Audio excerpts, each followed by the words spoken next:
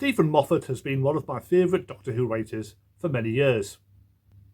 His episodes during the Christopher Eccleston and David Tennant years were always highlights, and when he took over as showrunner, the show became much darker and weirder than ever before, and I loved it.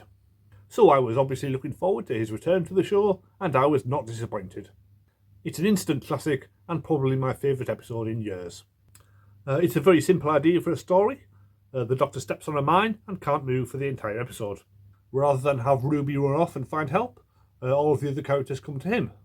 And the whole episode takes place pretty much in real time. It's essentially a stage play, and you can certainly imagine fans putting on their own reenactments once the script goes live on the BBC website. Although I assume you have to pay some sort of royalties before performing it in public.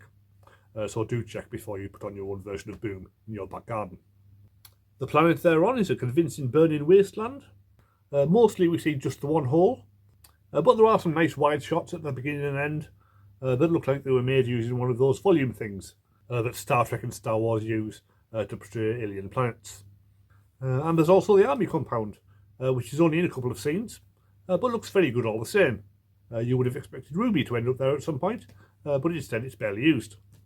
The planet is occupied by a platoon of soldiers, and like many of Moffat's earlier episodes, they are also priests. Apparently the company they work for, Velengard, has also been mentioned in several other episodes, but I'm not nerdy enough to remember all the little references. I did get the fish fingers and custard bit, but that's pretty obvious. It's all very much an anti-war and anti-capitalism story, much like the movie Starship Troopers, but this one is even more cynical, as there isn't any enemy at all. They're all just fighting and dying for no reason other than profit. It's all very bleak, and it certainly explains why the episode didn't air first, as was the original intention. The episode does a good job of keeping the tension going, introducing more and more complications, and gradually filling up the green bars that provide a visual representation of the ticking clock counting down the Doctor's life expectancy. Obviously there was no way they would actually kill the Doctor after only 3 episodes, but the fact that there seems no easy way out of the situation keeps you wondering exactly how he's going to get out of it. And several side characters do get killed off, including the ones that you wouldn't necessarily expect. So there are plenty of surprises along the way. It's not perfect though. The little girl does take an inordinately long time to realise that her father is actually dead. And even when she does, it doesn't seem to bother her all that much. Even for somebody religious, you would expect them to be a bit sadder at losing their only family. Perhaps it's down to the child actor not being very good. Or it could just be another way of exploring this society's attitudes towards death. Ncuti Gatwa gives his best performance yet as the Doctor, and I suspect anyone who wasn't convinced by him so far will have no such doubts after this. Unable to use his physicality, he's forced to perform with just his voice, and he gives a commanding performance, which bodes well for his future in Big Finish audios. You can't help thinking that the episode may have worked better with Matt Smith's Doctor, who was just constantly moving about and waggling his fingers all over the place, so it would have been a much greater contrast. But for this Doctor it works well enough.